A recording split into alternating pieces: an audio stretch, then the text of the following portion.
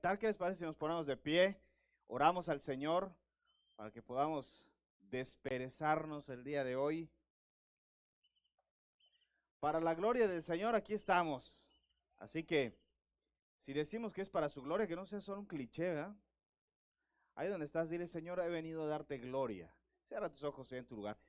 Padre Santo, Rey de reyes y Señor de todos los señores de la tierra, tú que quitas y pones gobiernos, Señor, que quitas y pones reyes, que levantas al destructor del norte, Señor, para destruir, para arrasar, para arrancar, pero también para volver a plantar.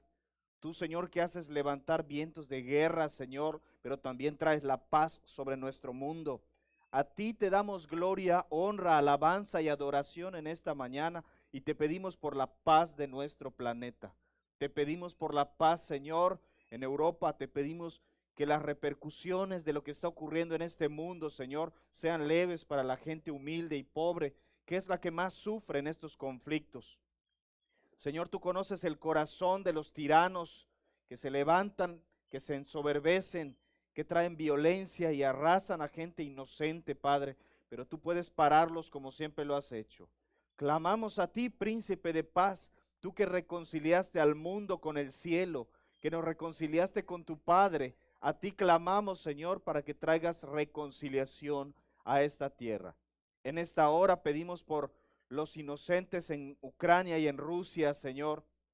Te pedimos por aquellos que están siendo expulsados de sus tierras, de sus casas, por aquellos que tienen que estar huyendo y atravesar fronteras, Señor, por los que están en controles militares, por los mismos soldados, Señor, que lejos de su familia están heridos, prisioneros o muertos. Te pedimos por los que toman decisiones, ilumínalos, Padre, y permite que vuelva la paz a nuestro mundo. No permitas, Padre, que volvamos a esos tiempos de desconfianza, a esos tiempos de guerras, de rumores de guerras, Señor, de amenazas nucleares. No permitas, Padre, que este mundo se convierta en algo peor de lo que ya es. A ti clamamos por eso, Padre Santo. Ahora, Señor, hemos venido a tu casa para adorarte y para exaltarte, porque tu pueblo, Señor, se mantiene en pie sin importar lo que ocurra en este mundo. Porque tu tierra, Señor, tu iglesia, esta nación que tú has escogido para ti, te alaba y te adora siempre, Señor, no importando lo que ocurra en este mundo, aquí estaremos para adorarte. Así que, Señor, venimos para darte gloria y gloria te daremos. Danos, Padre, de tu palabra, alimenta nuestra fe, Señor, y ayúdanos a entender los tiempos que nos ha tocado vivir.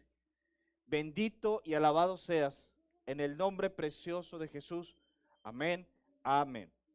Bien, hermanos, denle ese aplauso al Señor y vamos a tomar nuestros asientos. Hay una,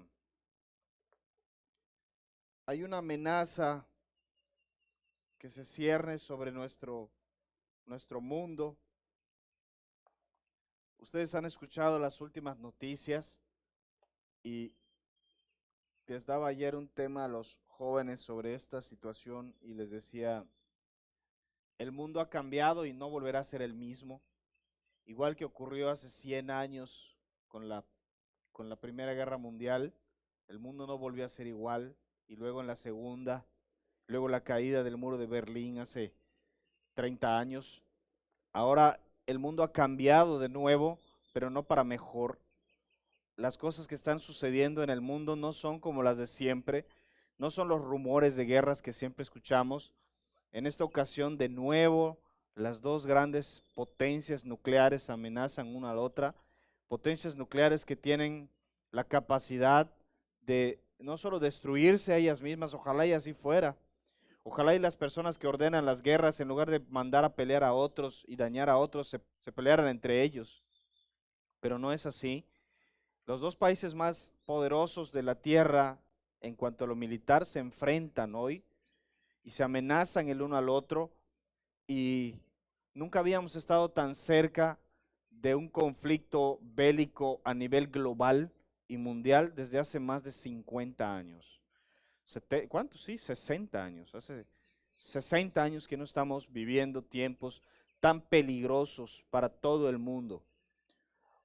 Las repercusiones que va a tener sobre nuestro país, como siempre, eh, van a alcanzarnos, eso es indudable.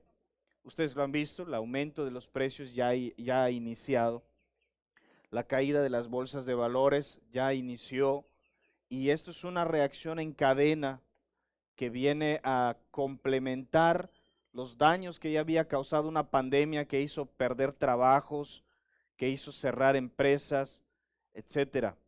Se acercan tiempos oscuros, hermanos, nuevamente. Se acercan tiempos difíciles para México, para América y para el mundo entero. Tiempos no solamente de amenaza, de guerra, sino sobre todo tiempos de escasez, tiempos de hambre. Y como siempre, los que más sufrirán, pues son los que ya son pobres. El alza en los precios de la gasolina, el gas y el petróleo no son buenos para la gente pobre, porque eso implica el alza en los precios de la canasta básica, de los medicamentos, la inflación, la depreciación de los ahorros bancarios y en fin, una reacción en cadena que no sabemos qué consecuencias vaya a tener para el mundo entero. Las naciones más ricas del mundo el día de ayer decidieron tomar medidas muy drásticas para sancionar a Rusia como invasor, pero las consecuencias son para todos, no solamente para Rusia, porque vivimos en un mundo globalizado en donde lo que ocurre en un lado del mundo repercute al otro. Y ellos pueden tomar esa decisión porque tienen el dinero para soportarlo. Pero ¿qué será de las naciones como México, como Guatemala, las naciones africanas, los países del mundo que no tienen grandes reservas de oro? ¿Qué va a pasar con las naciones del mundo que no tienen cómo afrontar las consecuencias de un efecto dominó en la economía mundial? ¿Qué va a pasar? Simple y sencillamente, los pobres serán más pobres y los ricos serán más ricos. Lo que siempre ha ocurrido. Los países fabricantes de armas se enriquecerán con esto y los países que no tienen dinero se volverán más pobres por los efectos en la economía. Entonces vienen tiempos difíciles y ayer les decía a los jóvenes, yo me siento ya como Jeremías. Desde hace 2 años vengo anunciando como cuervo de la tempestad, vengo anunciando males cada vez peores. Recuerdo haber estado en este púlpito hace 2 años diciendo se avecina una gran tormenta, vienen tiempos difíciles para el mundo, viene una pandemia con miles de muertos, 10,000 por lo menos para nuestro estado, más de 100,000 para nuestro país. Y es triste para mí ver que hoy se ha cumplido al pie de la letra. Solo en Yucatán tuvimos más de 10,000 muertos reconocidos y aparentemente 30,000 muertos en total por la pandemia en 2 años. Imagínense, llenaríamos el Carlos Iturralde 1,5 veces con esa cantidad de muertos. Se cumplió. Los efectos en nuestra economía se vieron. Muchos de ustedes incluso perdieron trabajo, empresas cerraron, negocios tuvieron que ser cerrados, etcétera. Todo ocurrió tal como se había dicho. Y aunque el mismo presidente había dicho, no, la otra semana volvemos, yo estuve acá y les dije, no, vamos a volver en una semana. Esto viene largo y viene prolongado. Quizá más de años vamos a estar sufriendo las consecuencias. Más del 90% de la iglesia se enfermó y más del 50% de la iglesia vive las secuelas. Si bien Dios fue fiel y vimos también milagros y sanidades, etcétera, también sufrimos los embates de esta prueba. Hoy, hermanos, cuando apenas hace 15 días anunciaba el fin de la pandemia, estoy de nuevo en este púlpito anunciando, vienen tiempos difíciles, vienen tiempos duros para el mundo entero. Europa va a levantar de nuevo el muro de hierro con Rusia. El mundo que ya se había unificado bajo las Naciones Unidas ha quedado obsoleto. Los pactos, los tratados de paz fueron simplemente rotos y tirados a la basura. La diplomacia ya no existe en el mundo. La confianza entre naciones se ha perdido y eso nos orilla a un mundo en guerra. Esto es lo que está ocurriendo mientras estamos hablando en este momento. En Ucrania está anocheciendo y los bombardeos de nuevo inician. Y es cuestión de tiempo que la capital caiga y los rusos tomen posesión de todo el país. Y las repercusiones que va a tener para la seguridad en Europa y para el mundo occidental, pues son duras. son difíciles. Se avecina una tormenta económica, mis hermanos, y se avecina una tormenta bélica. Los conflictos, escaramuzas en las fronteras van a empeorar. Hace 3 días el presidente ruso amenazó ya no solo a Ucrania, sino a Dinamarca, a Suecia, y estamos hablando de países libres que son aliados americanos. Amenazó al mismo México para que no se entrometiera en asuntos que según ellos no nos corresponde. Se acabaron las cuestiones como olimpiadas, mundiales. La Carta de las Naciones Unidas fue pisoteada. El mismo presidente de Rusia dijo que el presidente de la Organización de las Naciones Unidas es un títere y que no estaba dispuesto ya a obedecer mandatos de ningún Consejo de Seguridad. Se están formando bloques. Los chinos obviamente apoyan a sus aliados rusos y las 30 naciones occidentales más importantes se alían en contra de un eje oriental. En fin, un escenario de pesadilla que no esperábamos ver. Al menos yo pensé que la iba a librar y yo no la iba a ver en toda mi vida. Lo estamos viviendo hoy.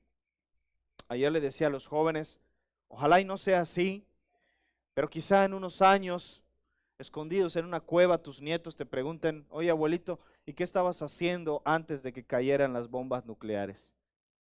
Hoy es un tiempo, vivimos un tiempo, hermanos, en el que tenemos que meditar qué estamos haciendo con nuestra vida en estos tiempos aciagos que nos tocaron vivir.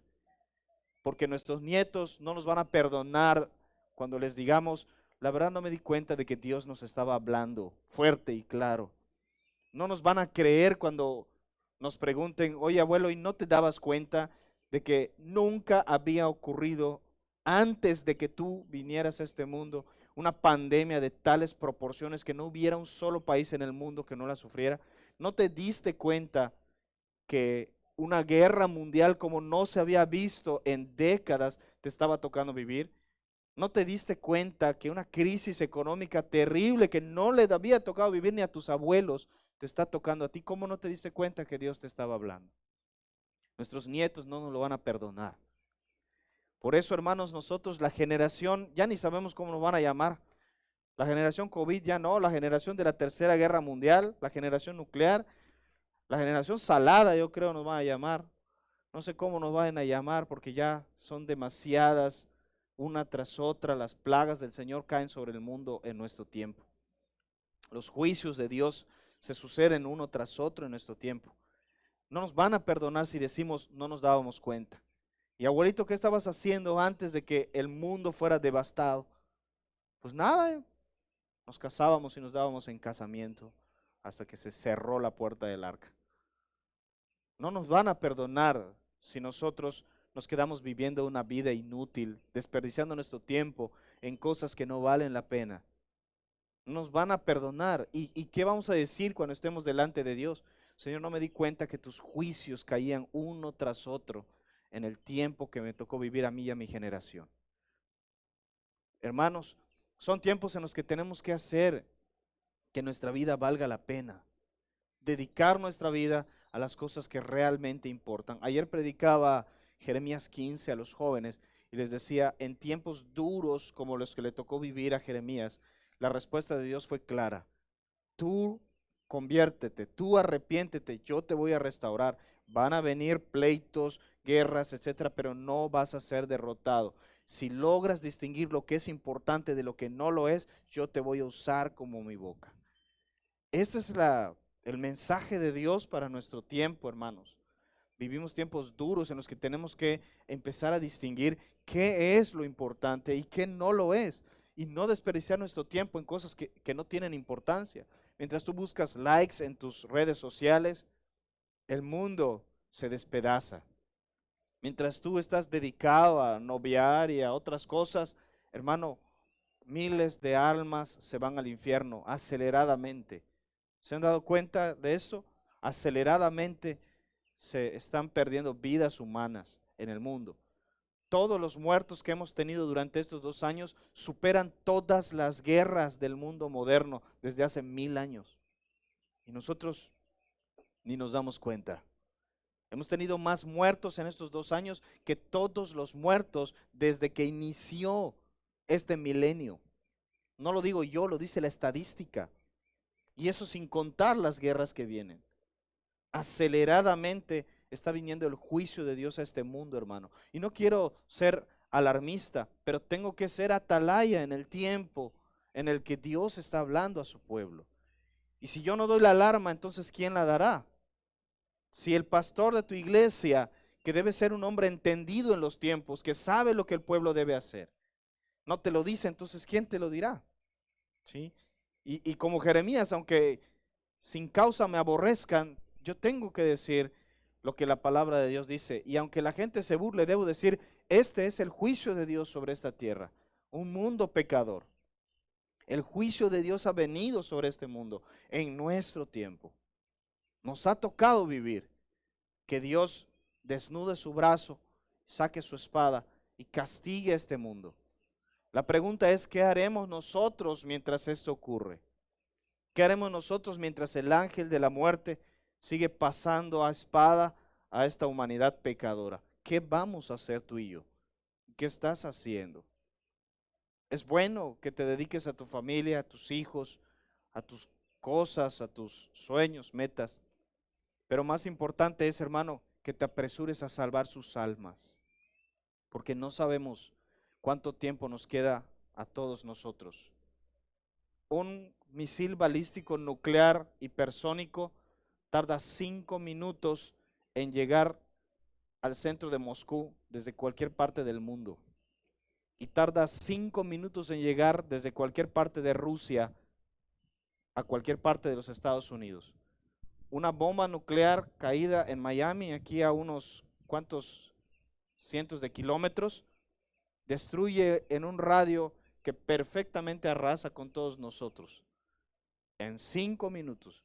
Mientras yo estoy hablando, si alguien perdió la cabeza, que parece ser que alguien en el mundo, un líder mundial, ha perdido la cabeza, pudiéramos ser borrados del mapa sin previo aviso. ¿Te das cuenta? Nunca habíamos estado tan cerca de una amenaza tan terrible desde hace más de 60 años. Son tiempos duros, hermano. Es tiempo en el que tenemos que ponernos a pensar qué estamos haciendo con nuestra vida y qué vamos a hacer con el tiempo que nos ha tocado vivir.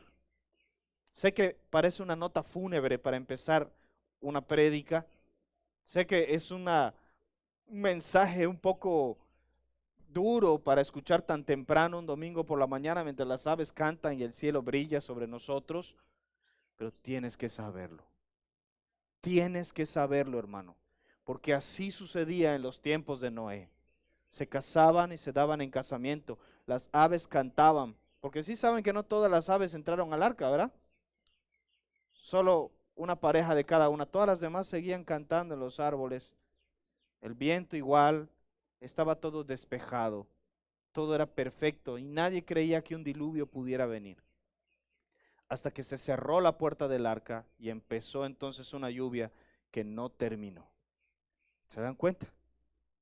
Hermanos, cuando estemos no en la iglesia, sino a solas en nuestros hogares, meditemos en esto y digámosle, Señor, ayúdame a vivir mis días de tal manera, a contar mis días, como decía el rey David, de tal manera que valgan la pena, que sean invertidos en lo que realmente importa.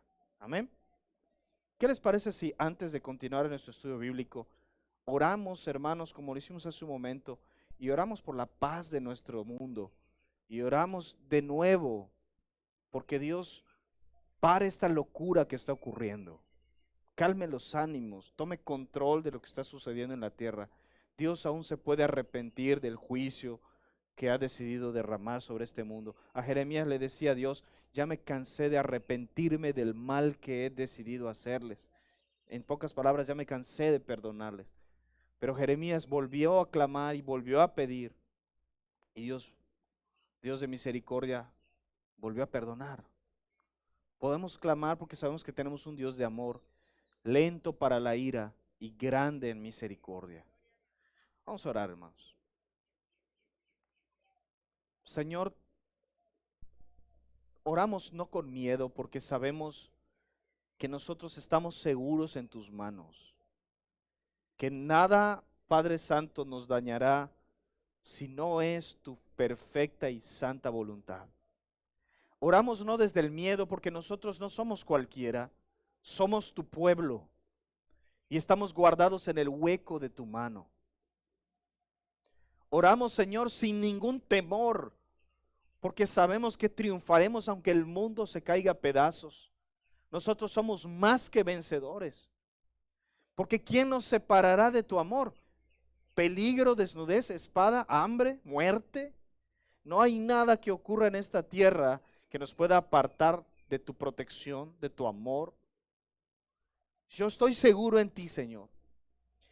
Pero somos tu pueblo, somos la sal de la tierra. Somos la luz de este mundo y nos has puesto aquí como atalayas para que en los momentos más difíciles tu pueblo doble rodillas y pida por la paz de su nación y de su mundo. Te pedimos por la paz, Señor, en nuestro mundo.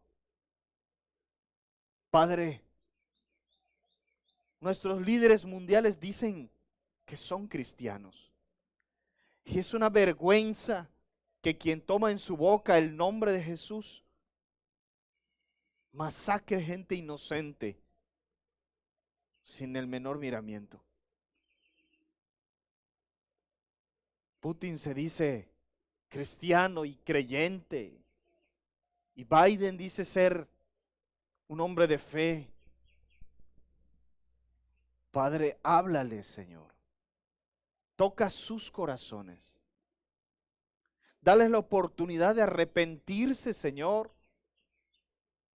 Envía, Señor, a un mensajero de paz que los haga entrar en razón, Señor.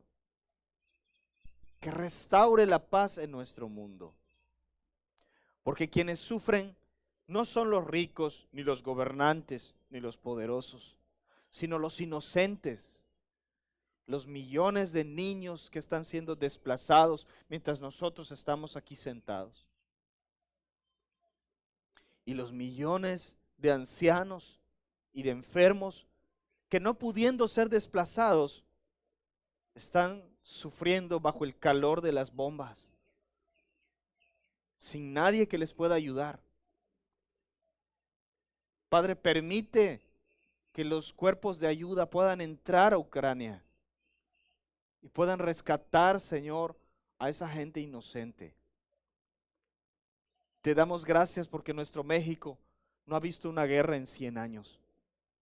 Y no sabemos lo que es eso. Pero no queremos vivirla, Señor. No queremos saber lo que son esos horrores. Perdona los pecados de nuestro mundo, Señor. Perdona nuestro país. Perdona nuestros gobiernos. Perdona a esa Europa que legalizó el aborto, que ha normalizado la perversión, que ha dado carta abierta a la droga, que ha sembrado armas en países inocentes.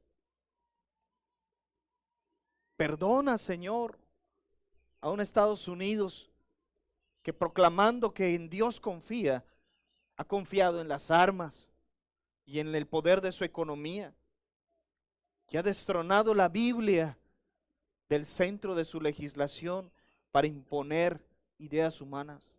Perdona a los cientos de iglesias que se hacen llamar cristianas, que han apoyado el matrimonio igualitario y el aborto. Perdona, Señor, a nuestro mundo. Perdona el pecado de esta tierra por amor de tu nombre, Señor. Intercedemos como Abraham intercedió por Sodoma y por Gomorra. Intercedemos como Jeremías lo hizo por Jerusalén. Intercedemos por nuestra tierra, Señor. Perdona este mundo. Y trae la paz, Señor, que solo tú puedes dar. Te lo pedimos, Padre. Oramos también por nuestra iglesia, porque sabemos que si el juicio de Dios ha de empezar, debe empezar por nosotros. Y nosotros somos los primeros pecadores, Señor. Somos nosotros, tu iglesia, que hemos caído en el desánimo, que hemos caído en el egoísmo, que nos hemos apartado de tu palabra. Somos nosotros que nos hemos alejado de ti, Señor. Sin una iglesia que ore, ¿qué esperanza tiene esta tierra? Sin una iglesia que te proclame, ¿quién puede salvar este mundo? Sin hijos de Dios que se levanten y levanten el estandarte de la cruz. Entonces, ¿quién proclamará tu gloria en medio de las naciones? Perdónanos, Padre, porque nosotros, tu ejército, somos los que nos hemos apartado. Y los primeros en tener que arrepentirnos y pedir la paz. Gracias, Padre. Bendigo a los hombres y mujeres que están en este lugar y te pido por ellos, Señor, que entiendan los tiempos que les ha tocado vivir, que comprendan el significado de tu llamado a través de estos juicios que has decidido derramar sobre el mundo entero. Y que comprendan, Señor, que aunque vivamos al otro lado del mundo, no estamos exentos de lo que tú has decidido hacer. Bendito seas, Padre, príncipe de paz. Trae paz a esta tierra. En el nombre de Jesús, oramos, Señor, y confiamos en ti. Amén, amén. Hermanos, venga lo que venga y pase lo que pase en los próximos meses, porque esto no es para años, esto es en los próximos meses, vamos a ver las repercusiones. Nosotros tenemos que meditar en nuestra vida y meditar en lo que estamos haciendo. Hago un llamado a los jóvenes a que se levanten como un ministerio poderoso, que se apresure a rescatar más y más almas para Cristo, porque ustedes van a heredar este mundo. Hago un llamado a ustedes adultos a que miren a los niños que ahora son niños, hermanos, y que los preparemos en el Evangelio y que los crezcamos en el Evangelio, porque ellos van a heredar este mundo desastroso que les estamos dejando. Ellos van a ver un mundo que ustedes no conocieron, un mundo más difícil, más pobre, con más hambre. Ellos van a tener que sobrellevar algo que nosotros, los padres, no tuvimos que sobrellevar. ¿Cuánto tiempo nos quedará a nosotros? A mí que 30 años, pero en 30 años mi hijo tendrá 34 años y él será un hombre que sobre él recaerá la responsabilidad de liderar al pueblo de Dios en un tiempo mucho más difícil que el que nos está tocando vivir. Si tú tienes hijos pequeños, hermano, es el momento de que le apagues la tele y lo empieces a instruir en la palabra de Dios. Es el tiempo en el que le quites su tableta o su celular y pases tiempo a su lado y lo instruyas en la palabra. Si tienes hijos adolescentes, es tiempo de que dejes de tolerar sus rebeldías y de, para no enojarlo, dejarlo con sus gustos y empieces a hablarle seriamente, porque el tiempo ya se acabó. Tal vez tú pensabas que, con el tiempo, ¿cuánto tiempo? ¿Nos quedan 2 años? ¿3 años? Ni siquiera sabemos si nos queda este año para hablarle a las personas a las que no les hemos hablado. El tiempo se hizo más corto, hermanos. No sabemos si Cristo vaya a venir pronto, pero esto sé, que no va a haber una guerra nuclear que devaste este mundo sin que antes venga Cristo. No va a ocurrir. Así que quizás mañana o pasado o en un mes se precipiten todos los eventos apocalípticos y termine entonces, como lo dijo el apóstol Pedro, con una hecatombe nuclear que deshaga todos los elementos fundidos y esta tierra perezca en fuego. Así dice la Biblia que va a perecer en un desastre nuclear. Hoy estamos más cerca de eso que nunca antes. Así que ¿cuánto tiempo nos queda, hermanos? ¿Cuánto tiempo te queda para reconciliarte con las personas que tienes que reconciliarte? ¿Cuánto tiempo te queda para salir de esos pecados de los que no has decidido salir? ¿Cuánto tiempo te queda para criar a tus hijos y llamarles la atención y traerlos al camino del Señor? ¿Cuánto tiempo te queda? Ya no queda tiempo, hermanos. Hay que apurarnos. Amén. Bien, después de esta breve introducción, nos quedan 15 minutos, 20 minutos para atender al estudio personal número 1, página 86.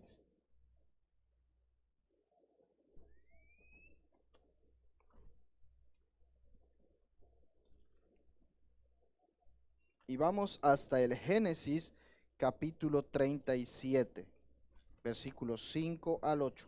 Solo vamos a tocar un aspecto del estudio personal 1 porque no me va a dar tiempo de desarrollar los demás.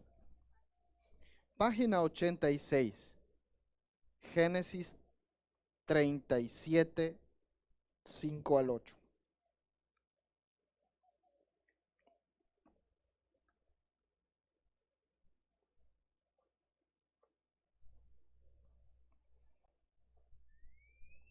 Bien, les leo Génesis mientras buscan en sus libros. Dice, y soñó José un sueño y lo contó a sus hermanos y ellos llegaron a aborrecerle más todavía. Y él les dijo, oíd ahora este sueño que he soñado. He aquí que atábamos manojos en medio del campo, y he aquí que mi manojo se levantaba y estaba derecho, y que vuestros manojos estaban alrededor y se inclinaban al mío. Le respondieron sus hermanos, ¿reinarás tú sobre nosotros o señorearás sobre nosotros? Y le aborrecieron aún más a causa de sus sueños y de sus palabras. Luego ahí mismo en el 37, en el 18 al 20, dice, cuando ellos lo vieron de lejos, antes que llegara cerca de ellos, conspiraron contra él para matarle, y dijeron el uno al otro, he aquí viene el soñador. Ahora pues, venid y matémosle, y echémosle en una cisterna, y diremos, alguna mala bestia lo devoró, y veremos qué será de sus sueños. Luego en el 23 al 28. Sucedió pues que cuando llegó José a sus hermanos, ellos quitaron a José su túnica, la túnica de colores que tenía sobre sí, y le tomaron y le echaron en la cisterna, pero la cisterna estaba vacía, no había en ella agua. Y se sentaron a comer pan, y alzando los ojos miraron, y aquí una compañía de ismaelitas que venía de Galaad, y sus camellos traían aromas, bálsamo y mirra, e iban a llevarlo a Egipto. Entonces Judá dijo a sus hermanos, ¿qué provecho hay en que matemos a nuestro hermano y encubramos su muerte? Venid y vendámosle a los ismaelitas, y no sea nuestra mano sobre él, porque él es nuestro hermano, nuestra propia carne. Y sus hermanos convinieron con él. Y cuando pasaban los madianitas mercaderes, sacaron ellos a José de la cisterna y le trajeron arriba, y le vendieron a los ismaelitas por 20 piezas de plata, y llevaron a José a Egipto. Hasta ahí. Bien,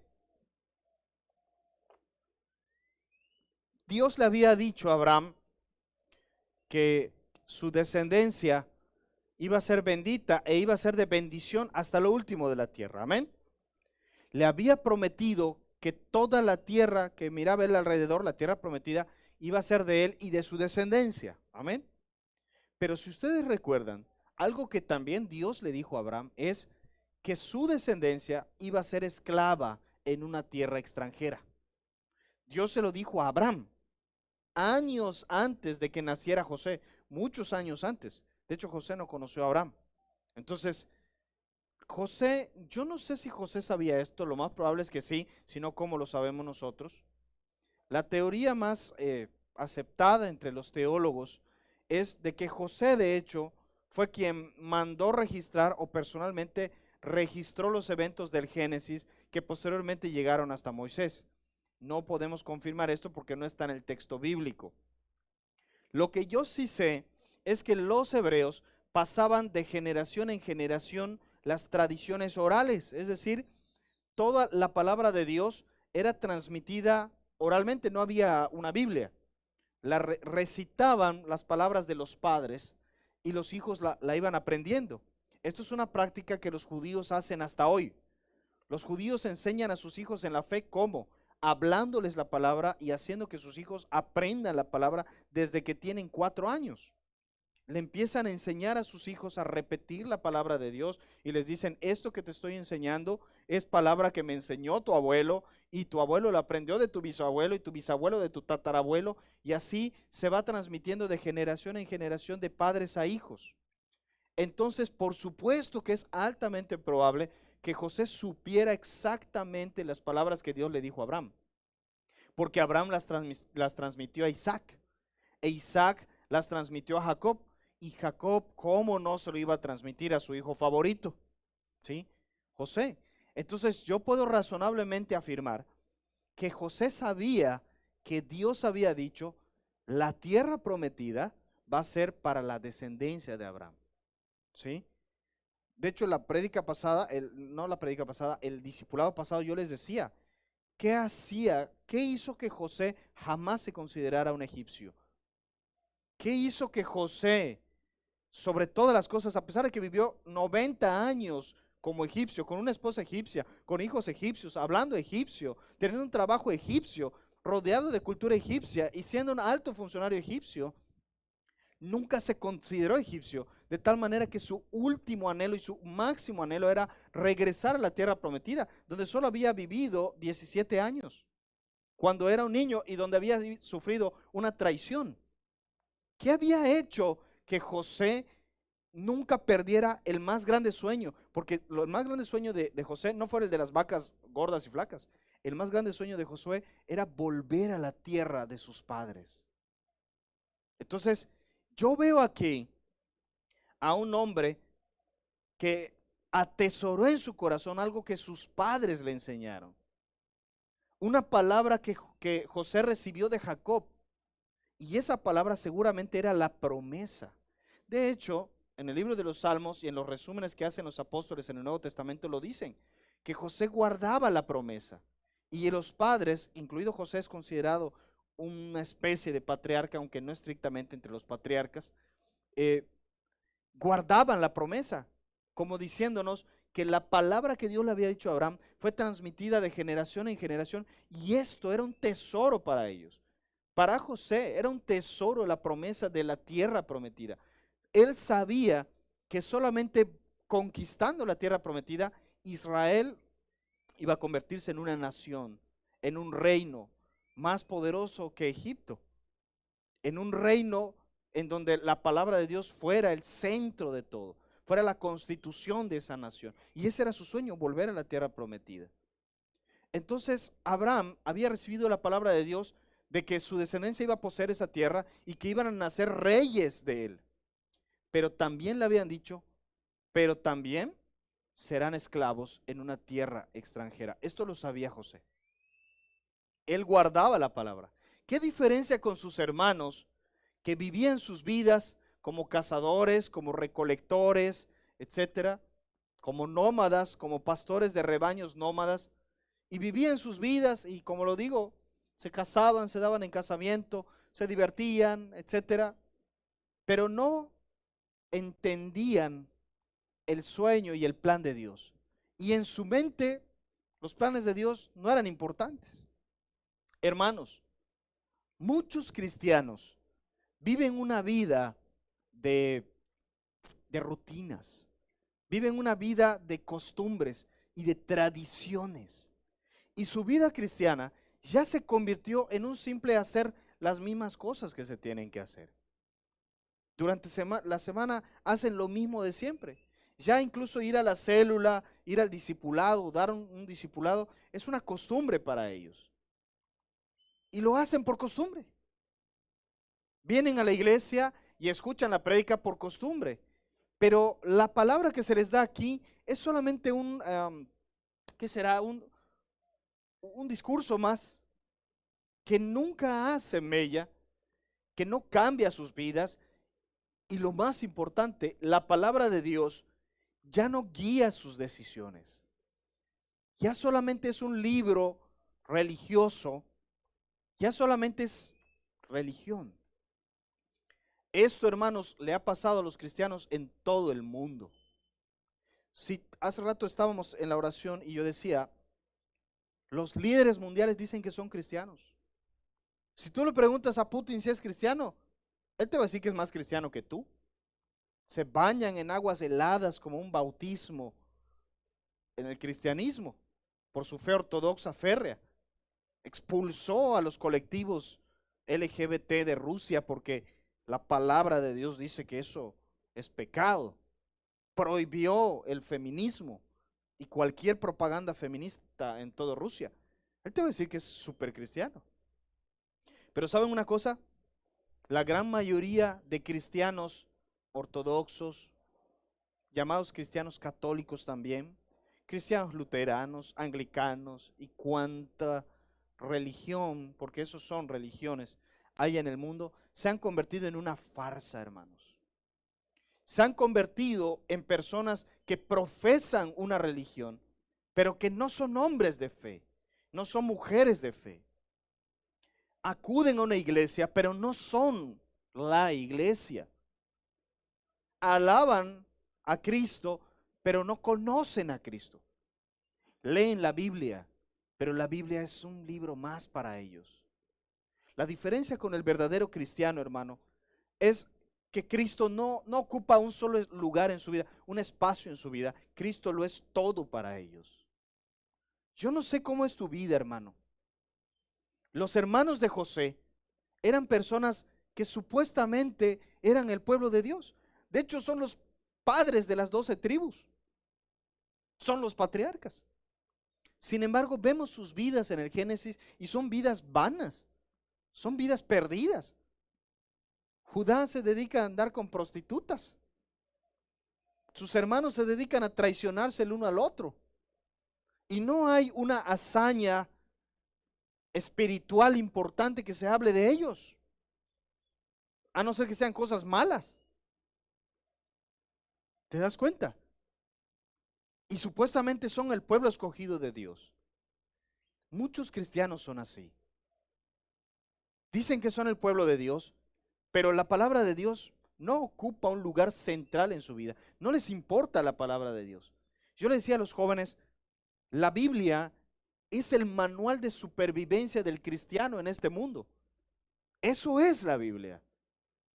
Y sin embargo, amados hermanos, ¿quién de ustedes usa la palabra de Dios como el manual de supervivencia?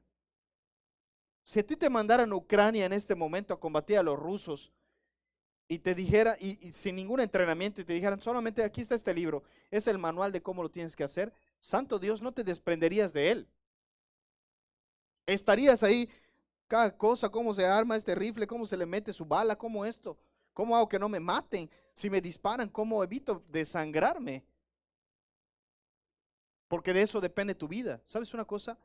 De la palabra de Dios depende tu vida en este mundo. ¿Y por qué no tratas la Biblia como eso? Como el manual de supervivencia.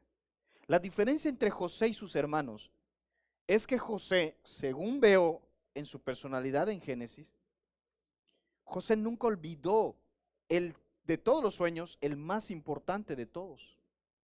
Uno que no era de él, era de Dios. El sueño de un pueblo escogido que reinara en la tierra prometida, a través del cual vendría un Salvador para todo el mundo. Eso lo tenía en mente siempre.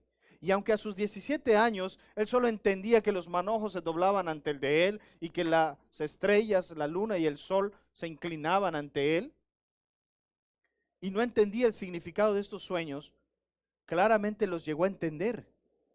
De tal manera que cuando sus hermanos llegan ante él, su respuesta es muy clara. No se entristezcan, porque yo estoy aquí no por culpa de ustedes, ni por causa de ustedes, sino que Dios me envió delante de ustedes para salvar a nuestro pueblo. ¿Cómo es que él llegó a esa conclusión? ¿Cómo es que él entendió esto? ¿Cómo es que él no vio y les respondió a sus hermanos, ¿saben qué? Este es el momento en el que Dios determinó para que ustedes se inclinen ante mí. Se cumplieron los sueños de Dios. Dios me mandó aquí para que ustedes se humillaran ante mí. ¿Cómo es que no dijo eso? ¿Sí? ¿Cómo es que no dijo, este es el momento en el que Dios me ha dado la oportunidad de vengarme de ustedes? ¿Te das cuenta que José no cayó en eso? ¿Qué fue lo determinante para que él no tuviera esa respuesta y tuviera la respuesta correcta.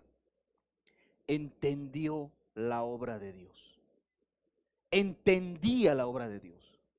Entendía lo que sucedía en su vida, lo que sucedía en su tiempo, lo que sucedía con sus hermanos, lo que estaba pasando en el mundo entero, porque él vivió la gran hambruna de Egipto. ¿Sí? Entendió por qué venía esa hambruna y por qué estaba él ahí, por qué había llegado hasta ese puesto, por qué tenía que haber sido traicionado por sus hermanos. Entendía la obra de Dios. Hermano, un cristiano aferrado a la palabra, un cristiano que ama la palabra, que guarda la palabra en su corazón, no vive ignorante de lo que está pasando. No vive ahí solamente peleándose pleitos de iglesia. No vive ahí enemistándose con todos y quejándose de todo. Vive siempre con la mirada puesta en lo que Dios está haciendo en medio de los tiempos. Es una persona consciente de lo que ocurre y todo lo que pasa en su vida se da cuenta de que es causado por Dios y que tiene un objetivo mucho mayor que solamente lo que pasa en ti. Quiero decirte esto, hermano. Las cosas que te suceden a ti no tienen que ver solo contigo. Tienen que ver con todo. La obra de Dios nos teje nuestras vidas como si cada uno de nosotros fuera un hilo y Él estuviera construyendo un gran tapiz. Tú no sabes qué parte ocupas tú en ese diseño que Dios está tejiendo, pero tú un solo hilo con este otro y con este otro y con este otro, todas nuestras vidas se van entrelazando y formando el diseño de Dios. Entonces nosotros tenemos que ser conscientes de lo que Dios está haciendo. Que cada cosa que nos pasa, cada cosa que nos ocurre, cada situación que viene en nuestra vida, amado hermano, Dios la permite por algo mayor, por un sueño más grande. Sus hermanos solo se interesaban en el día a día, vivían al día. Sus preocupaciones es qué vamos a comer, qué vamos a vestir. Sus preocupaciones eran que yo sea el más sobresaliente, que yo sea el heredero, que yo sea esto, que ofendieron a mi hermana, que hay que vengarla, que si esto, que matemos, que entremos. Sus preocupaciones eran triviales, porque tenían la mirada puesta en las cosas de este mundo. Tenían la mirada puesta en lo inmediato, en lo de ahora.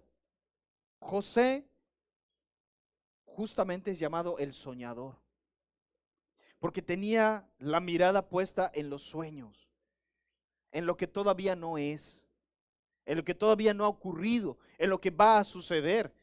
Iba 3 pasos adelante en el futuro. Claro que era el soñador, porque Dios le dio una virtud, la capacidad de prever el futuro y de entender los planes a futuro que Dios tenía. Eso hacía la diferencia entre José y sus hermanos. Eso era lo diferente, hermano. Ahora, tú puedes ser un cristiano común y corriente, que se fije únicamente en lo que está pasando aquí y ahora. Puedes preocuparte por tu trabajo, puedes preocuparte por la comida, puedes preocuparte por lo que estás vistiendo, puedes preocuparte por el dinero, por el recibo de este mes, etcétera. Y entonces te vas a quedar fuera de los planes del Señor. Porque dedicado a tu propia vida, vas a quedar fuera de lo que Dios está haciendo.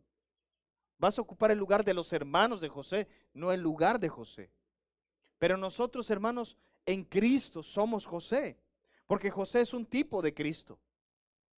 Fue vendido por piezas de plata, ¿no? Que es un tipo de la traición de Judas.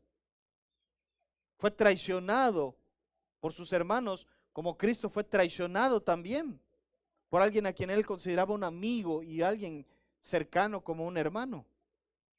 La traición de José es una pequeña previsión de lo que iba a ocurrir con Jesucristo. Cristo fue traicionado y no para ser esclavo, para ser asesinado. Te digo una cosa, hermano, Dios tiene grandes promesas para su pueblo, siempre las ha tenido, Pero en el cumplimiento de las promesas tiene mucho que ver el dolor y la traición. Muchos dicen, ¿cómo podemos creer que esta es la verdadera iglesia de Jesucristo si hay tantas divisiones, si hay tantos pleitos, si ni entre ellos se ponen de acuerdo? Hermanos, la iglesia de Jesucristo ha sido forjada a lo largo de milenios por la traición. Desde la traición de José y la traición de Judas a las múltiples traiciones que ha ocurrido en la iglesia a lo largo de los siglos. Las divisiones, los pleitos entre cristianos han sido parte de nuestra historia siempre. Y te digo algo, Dios tiene planes para tu propia vida, pero en esos planes también está incluido el dolor. Y si no aceptamos que las pruebas y el dolor y la traición inclusive son parte de la obra de Dios en nuestra vida, entonces no entendemos nada. Somos los hermanos de José. Pero Dios no quiere que seamos los hermanos de José. Quiere abrirnos los ojos y que entendamos como José sus planes. Y que pongamos nuestra mirada no en lo que nos hacen los hombres, sino en lo que Dios hace, incluso a través de la traición de los hombres. No sé si me doy a entender. Quiere que quites tu mirada de las cosas malas que te hacen los hombres, para que pongas tu mirada en las cosas que Dios está haciendo, incluso a través de las cosas malas que te hacen los hombres. Tú puedes lamentar toda tu vida la traición de fulano y sotano me hizo esto y no me ha pagado mi lana y tal persona me quitó mi ministerio y tal líder me regañó muy feo y vivir amargado y enojado y quejándose. Pero te digo una cosa, esas son niñerías. Son niñerías. Yo le llamo pleitos de iglesia, que es casi igual que pleito de mercado. Es casi igual. Reclamos y tal persona me torció su boca y no me habló el otro día. Y es una vergüenza que tú estés pensando en ese tipo de cosas. A Dios no le importan esos pleitos de mercado. Son niñerías. Deja que los niños anden peleando por esas cosas, pero tú tienes el perdón de Cristo y la obligación de perdonar y olvidarte de ese tipo de cosas que te han hecho. Me estaba contando a mi esposa, no, que fulano no está de acuerdo porque no se lleva con sotano. ¿Cómo? ¿Qué? Ni cuenta me había dicho, dado que ni se hablaban. No, sí, que por lo que esta persona le hizo a otra persona, que era su amigo de él, y se lo hizo, entonces ahora él no lo puede ver. ¿Qué? Y yo digo, es una completa vergüenza. Es una completa vergüenza. Ese tipo de actitudes absolutamente condenables. ¿Con qué cara vas a estar delante de Dios un día diciéndole, ay Señor, ¿sabes qué? Sí voy al cielo, pero no me pongas junto a sotano porque no me llevo con él porque le hizo una cosa gacha a mi amigo y era mi mero cuate, entonces yo ahorita no. Yo fui a Dios, ¿sabes qué? Mándalo al infierno, ahí están todos sus cuates. Ahí no tiene pleito con nadie. Bendito Dios, no soy Dios. Todos estaríamos muertos. Y el otro día me decía una persona, no, que tal hermano que se peleó con tal hermana y que la hermana le dijo y la otra también le regresó y que sotano, ¿y por qué? Que porque no le quiso hacer un favor y que el otro. Y yo, Dios mío, debiendo ser ya maestros, son niños.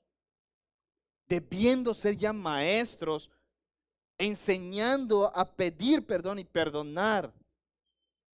Son niños quejándose porque le quitaron su dulce, quejándose porque esto, porque lo otro.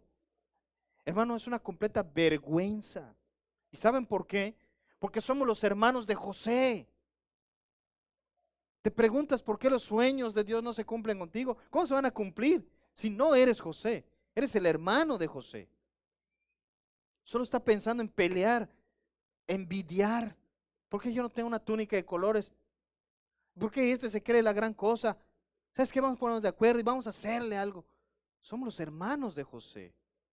Pleitos de iglesia, de gente carnal. que deja que su carne y que sus sentimientos animales y diabólicos sean los que determinen su estado de ánimo, sus decisiones. Estoy contento mientras todos me apapachen y me abracen y no me hagan daño. Pero si alguien se porta mal conmigo, entonces estoy mal, estoy enojado, entonces me voy de la iglesia, entonces ya no vuelvo a la célula, entonces cambio de iglesia, entonces no hablo a fulano, entonces le tuerzo la boca, entonces le hago una agachada. Es una vergüenza, hermanos. Una completa vergüenza. ¿Hasta cuándo vamos a entender que Cristo dijo, si tú no perdonas a tu hermano, tampoco Dios te va a perdonar? El día que nos entre a la cabeza que un cristiano no puede tener algo en contra de otro cristiano, porque eso significa que no es cristiano, entonces vamos a dejar de fingir. Un cristiano no puede tener algo en contra de otro cristiano, porque eso significa que no ha sido perdonado por Dios. Es muy clara la palabra cuando dice, si tú no perdonas, tampoco vuestro Padre os perdonará a vosotros. Eso es una ley. No hay para dónde. No es que hay que interpretarlo de esta forma. No hay otra forma. Es muy sencilla la palabra. Un cristiano no guarda rencor. Un cristiano no se envanece. Un cristiano no puede tener algo en contra de otro. Porque el perdón de Cristo, el Espíritu Santo recordándote todos los días que tú no eres nadie para juzgar, que tú hiciste cosas peores, que peores cosas te perdonó el Señor. El Espíritu Santo ahí todo el tiempo humillándote te recuerda, chavo, ¿cómo puedes tener algo en contra de tu hermano cuando tú eres peor delante de Dios? Tú traicionaste a Cristo. Tú lo vendiste por piezas de plata. Tú clavaste los clavos en sus manos.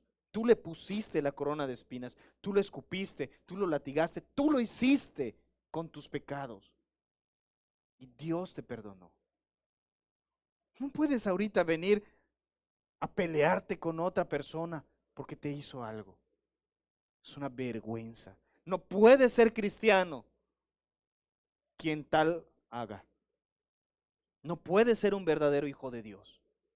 Hermano, si tú te estás portando como un hermano de José, yo te invito a que reevalúes tu propia vida y te preguntes si de verdad entiendes el sacrificio que Jesús hizo por ti.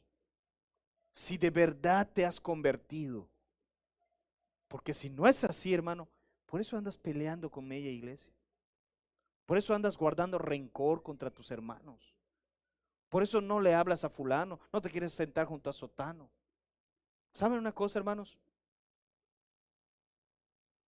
Si yo hiciera una, hacíamos una actividad en el encuentro que se llamaba la ¿qué? La caracola de las heridas. ¿Alguien se acuerda de eso? ¿O no lo hicieron? Si no lo hicieron, lo vamos a hacer otra vez, pero aquí en la iglesia creo. La caracola de las heridas. Era una hoja en blanco con un caracol, así, llevado hasta el centro. Y les decíamos a las personas, escribe en esa caracola o dibuja o como tú quieras representarlo, las cosas malas que te han hecho a ti. Desde las más actuales hasta las más antiguas, las que te acuerdes. Y empieza a poner allá, no, ahorita que me estaba yo inscribiendo, el enlace no cargó mi maleta, y luego esto, y luego tal cosa, y así situaciones, hasta cuando te tiraron de chiquito cuando estabas bebé, ¿no? Y ponlas ahí. Y terminaba llena la caracola de heridas, porque cada cosa que las personas hacen contra nosotros genera una herida en nuestro corazón. Y no nos damos cuenta, pero es una herida. ¿Cuándo nos damos cuenta que tal persona está herida? Cuando una pequeña cosita y explota. ¡Ah! Todo eso, lo otro. Oye, hermano, si solamente estalló paz, no te pude pedir con permiso. ¿Por qué estalló? Porque es una persona que está en carne viva, está llena de heridas, una cosita que le topes y el dolor es inmenso por todas las heridas que tiene. ¿Y sabes por qué permanecen esas heridas? Porque no ha aprendido a perdonar. Las heridas sanan cuando perdonamos. Cicatricen y hasta la cicatriz Dios la borra. Queda una piel como la de Naamán después del Jordán. ¿Sí? La sanidad de Cristo es perfecta. Entonces, le decíamos a la persona, muy bien, ya lo llenaron todos, voltéenla. Y dábamos el tema del perdón. Y después le decíamos, a ver, observa tu caracola. Así está tu vida, llena de rencores, heridas, etcétera. ¿Cómo vas a convivir con otros cristianos si estás lleno de tantas cosas que no olvidas? ¿Cómo vas a poder llevarte con una persona si te acuerdas todavía que en septiembre de 2001 me hiciste esto? Y todavía no se me olvida cuando en la fiesta me hiciste tal cosa. Ah, y acuérdate que cuando fue tu cumple no me invitaste. Y tal domingo. Y, ¿sabes qué? Denle una caracola de heridas a esa persona que la vuelva a llenar. ¿Sí? Porque no ha perdonado. Ahora, lo grave no es eso. Lo grave es que si tú tienes cosas que poner ahí, Dios te dice, si tú no perdonas, yo no te voy a perdonar. Es una condición para el perdón de Dios. Es una condición. Imagínate qué mal estás delante de Dios cuando estás mal delante de los hermanos. Imagínate qué mal. Y tú vas a orar allá muy campante y no sabes que Dios te está viendo con la ceja fruncida. Y te está diciendo como le dijo al ladrón, tú qué tienes que tomar mi palabra en tu boca. Veías al ladrón, corrías con él. Lo mismo ha de estarnos diciendo Dios. Tú qué tienes que estar aquí adorando y alabando. Yo no tengo por qué perdonarte. Tú no has perdonado a tanta gente, a pesar de que yo te perdoné. O como le dijo aquel hombre deudor, toda aquella deuda te perdoné porque me rogaste. ¿No debías tú hacer lo mismo?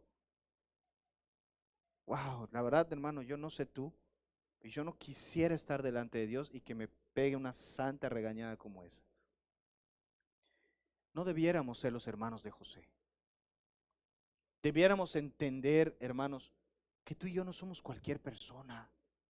Somos los escogidos del Señor, perdonados por la sangre de Jesús. Y todas las cosas que suceden en nuestra vida suceden por un motivo. Dios utiliza hasta los errores y defectos de los cristianos para moldearnos, porque tiene un propósito para nosotros. Así como José fue vendido y traicionado por sus hermanos, porque Dios tenía que trabajar en su carácter para poder utilizarlo para salvar a su pueblo. También, hermano, tú tienes que padecer de parte de tu familia, de tus amigos, hasta de la iglesia. Y te van a hacer cosas que no te van a gustar. Pero así tiene que ser, hermano. Para que tu carácter sea trabajado como la espada es forjada a martillo y fuego. Si no, no tiene filo. ¿Sí saben cómo se prepara una espada? Se mete al horno de fuego hasta que quede al rojo vivo. Y cuando ya está el rojo vivo, ¿qué le hacen? Lo ponen en el yunque y ¿qué? Le empiezan a pegar de golpes con un marro para que empiece a tener filo. Y después, cuando ya tiene filo, de golpe lo meten al agua fría para que pueda servir como espada. Si quieres ser un instrumento en la mano de Dios, hermano, tienes que aceptar que el sufrimiento es parte de tu formación. Que van a haber personas que te van a hacer cosas que no te van a gustar. Y ellas van a ser el martillo en la mano del Señor que le saque filo a tu vida espiritual. Y aunque no te guste, van a haber baldes de agua fría sobre tu vida. Pero eso va a formar tu carácter y te va a hacer ser un instrumento útil en la mano del Señor. Dios está trabajando en tu vida, aún usando a personas, los defectos de las personas que te caen gordas. Dios los está utilizando. Lo que tú tienes que hacer es aprender a soportar el dolor y a perdonar como Cristo lo hizo contigo. No una, sino 70 veces 7 al día. Un perdón perfecto como el que Dios hizo contigo. Tienes que aprender a hacerlo. Si no, hermano, no te quejes de que estás guardado en el rincón de la iglesia. Porque por algo Dios te tiene ahí. Porque no te puede usar. Una vez fuimos a un encuentro, y ya termino con esto. Una vez fuimos a un encuentro y yo cuando estoy en el encuentro, estoy concentrado en lo que estoy. Y cuando yo iba a terminar el encuentro, hablé con una persona que era, no sé si era mi sub o algo de ahí, algún cargo, y me decía, no, es que la verdad, yo ya me quiero que termine esto. Y le digo, ¿qué onda? O sea, si está, el encuentro está padrísimo, está todo muy bien. No, no, es que tú no te das cuenta de lo que haces, tú ni me prestas atención y esto y lo otro. Y estaba yo más chavo en aquel tiempo. Creo que no debí decirlo así, pero recuerdo que le dije, mira, cuando nosotros estamos en una batalla, tenemos que estar con los ojos puestos en el enemigo. Yo necesito a alguien que cuando estemos en la batalla esté a mi lado y que yo no tenga que voltear a ver qué hace, sino que yo sepa que está cuidando mi flanco y el de aquí está cuidando mi flanco y el de atrás está cuidando la retaguardia y que todos estemos con la mirada fija al frente. Pero yo no necesito a alguien que esté pasando delante de mí diciendo, oye, veme y esto y lo otro. Necesito a alguien que pelee conmigo, no a alguien a quien yo le pueda prestar atención. Si yo hubiera sabido que no estás preparado para venir a servir, sino que estabas esperando que te fuera servido, no te hubiera puesto en donde estás. Y sí, obviamente heridas y más heridas. Por eso digo que no debí decirlo de esa forma. Pero en principio tenemos que entender algo, hermanos. En la iglesia no estamos aquí para que seamos servidos, sino para servir. Todos tenemos que dejar de ser niños para convertirnos en padres. El niño solamente pide, pide, pide, pide, demanda, demanda, demanda. El padre se quita el pan de la boca para dárselo a su hijo. No duerme para dárselo, para trabajar por su hijo. Se priva de cosas para que sus hijos tengan. Solamente piensa en dar, en dar y en dar. Todos tenemos que llegar a un punto en el que dejemos de ser personas que vengamos a pedir y a demandar. Y lo digo esto en este discipulado, porque entiendo que son discípulos, no personas nuevas. ¿Sí? Y que estén para darle a otros. No que estén demandando, oye, ¿por qué a mí no me diste? ¿Por qué a mí lo otro? ¿Sí? Le decía a mis discípulos, los más cercanos, les decía, chavos, de una vez conózcanme. Yo no voy a ser la persona que les lleve al cine cada fin de semana. No puedo ser la persona que esté achocado en tu casa cada cumpleaños o cada que alguien cumple años en tu familia. No puedo ser la persona que esté colgado al teléfono hablando contigo toda la noche porque no tengo tiempo. Puedes contar con toda mi fidelidad, con todo mi cariño, con mis oraciones. Siempre vas a poder contar conmigo. Lo que necesites lo vas a tener, pero lo que no vas a tener de mí es mi presencia constante. Por eso mis discípulos tienen que ser personas que no dependan de mí, sino dependan de Cristo. Tienen que ser personas que no anhelen mi presencia, sino la de Dios.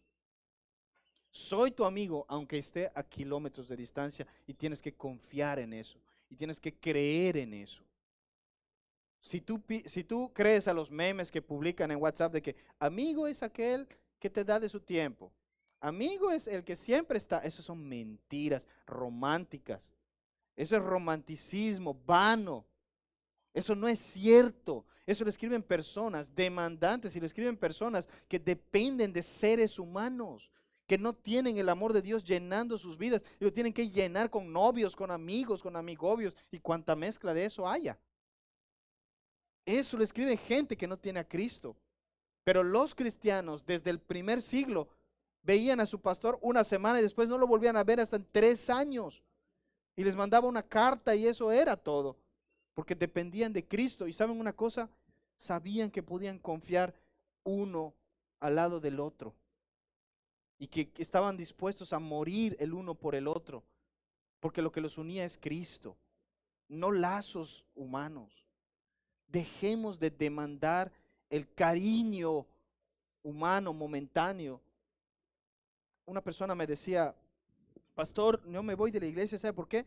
Porque cumplí años y usted no me felicitó, no me pasaron al frente para que ore por mí allá en la iglesia como lo hizo con fulana. y esto y lo otro. Y decía, bien, me parece válida tu razón. Vamos a anotarlo en el manual de razones para quitarse de una iglesia, que no te pasen al frente en tu cumpleaños.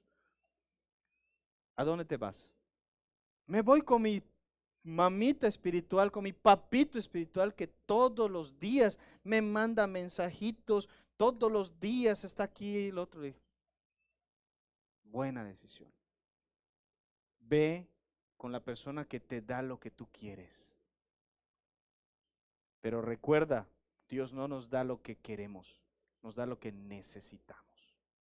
Yo no te puedo dar lo que tú quieres porque yo nunca voy a ser un papito espiritual de nadie. La Biblia dice, a nadie llaméis Padre vuestro en esta tierra.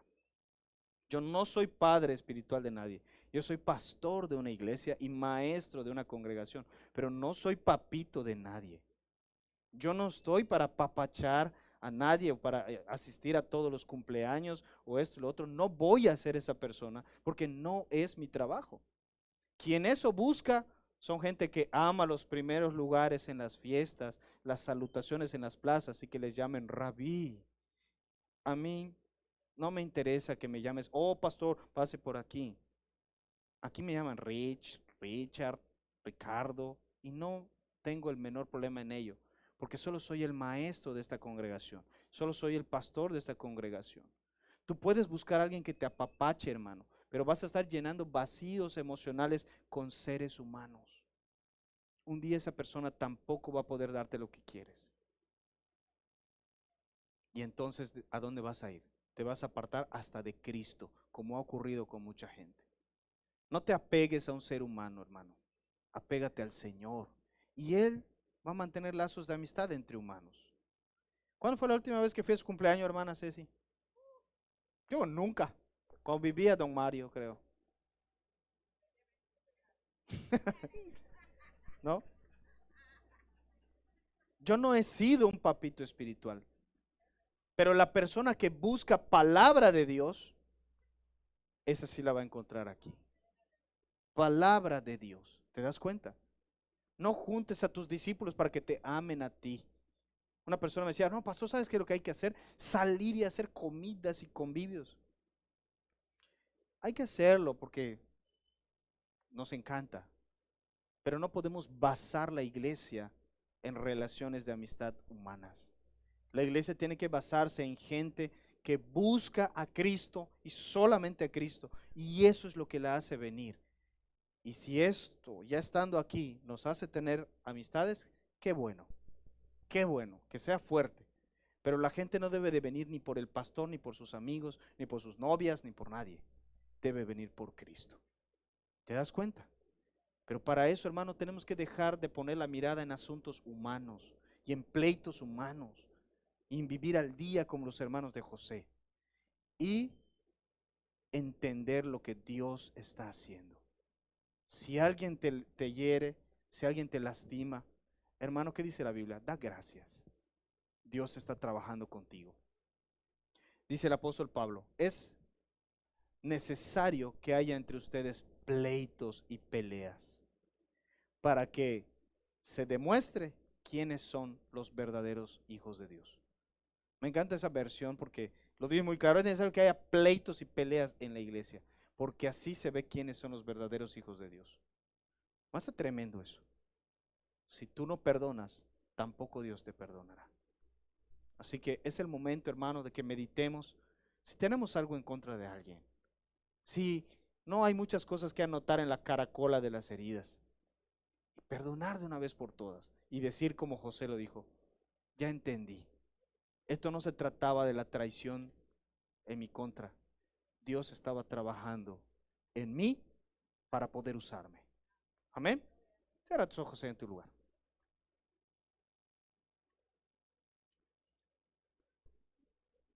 Rey de Reyes, a ti te damos gracias.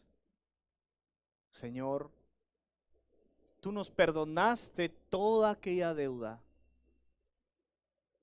y no dejaste nada sin perdonar.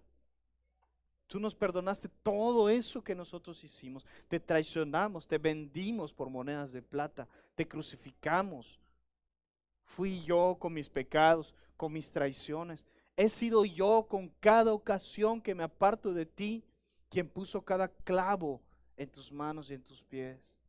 ¿Quién puso esa corona de espinas sobre tu frente sino yo? Yo me declaro culpable, Señor. Fui yo quien lo hizo. Con mis pecados te he insultado una y otra vez. Te he escupido una y otra vez. He sido yo, Señor.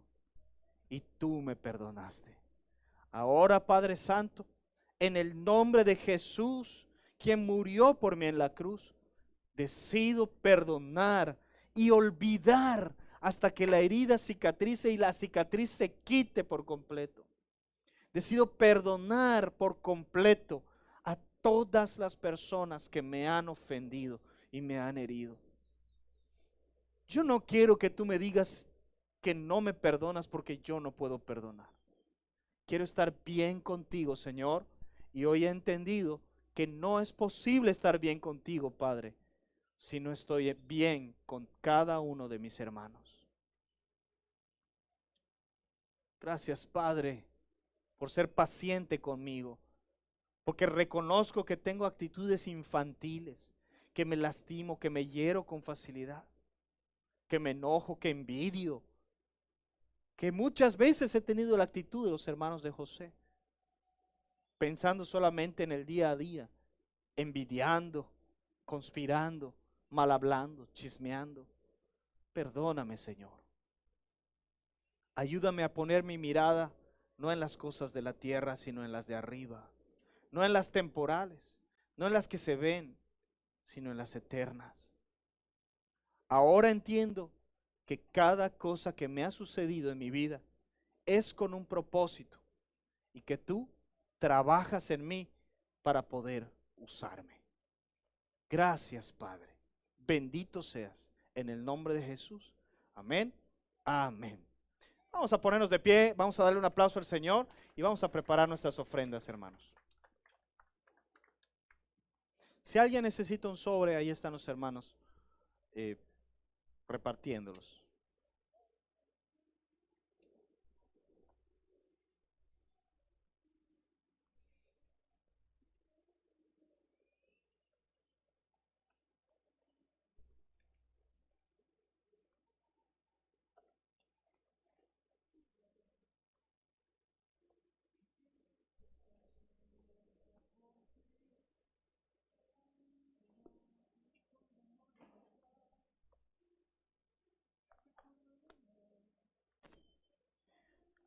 ¿Estamos listos? Bien, vamos a ponernos de pie, tomamos nuestra ofrenda y vamos a orar. Oramos. Señor, te damos gracias porque todo nos lo has dado, Señor. En medio de las crisis económicas siempre has sostenido a tu pueblo. Durante toda esta pandemia, Señor, nos sostuviste. Y ahora que el mundo amenaza con que venga algo peor, yo confío en que también nos sostendrás. Oro por las finanzas de la iglesia, Señor, por aquellos que buscan trabajo, por aquellos que no tienen trabajo, por los que lo tienen. Te pido, Padre, que guardes nuestra economía en tiempos de crisis y de necesidad, que no falte alimento en nuestra casa, sino provéenos, Señor, y danos, Padre, todo lo que necesitamos. Gracias porque todo lo que tenemos lo hemos recibido de tu mano. Hoy venimos agradecidos y para demostrar nuestra confianza en tu provisión, te traemos ofrenda. Te la damos alegremente, no con tristeza, no por necesidad. Recíbela, multiplícala, Señor, y que sea utilizada para tu gloria. Bendito seas. En el nombre de Jesús. Amén. Amén. Bien, hermanos, pueden pasar a ofrendar. Nos vemos 11:15.